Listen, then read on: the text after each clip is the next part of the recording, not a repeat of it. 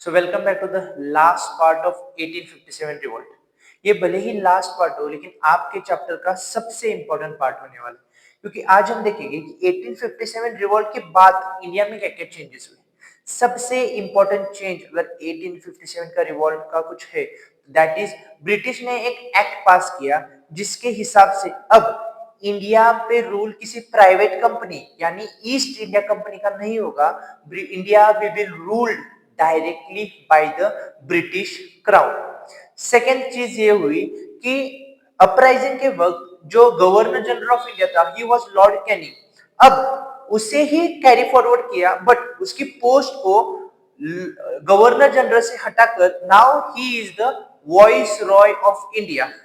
Letter British ने ये assurity दी कि जो लैंड ब्रिटिश ने कुछ जमींदार या किंग से ली थी, वो लैंड अब उन्हें वापस मिल जाएगी और वो लैंड अपने फ्यूचर जनरेशन को दे सकते हैं, even to the adopted sun.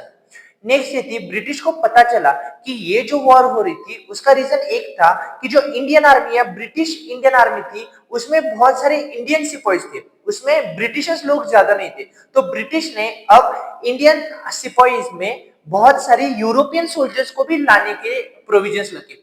Later on British ने लोकल जमींदार से, लोकल चिफ्टन से या किंग से अच्छे रिलेशंस बनाने के लिए नई पॉलिसीज लाए, और मोस्ट इंपॉर्टेंट ब्रिटिश ने पार्डन दे दिया, मतलब जनरल माफी दे दी सारे जो लोगों को जो इस रिबिलियन में या इस रिवॉल्ट में शामिल थे, सिर्फ उन लोगों को छोड़कर जो रिस्पॉन्सिबल थे किसी ब्रिटिश सोल्जर को जान से मारने के लिए।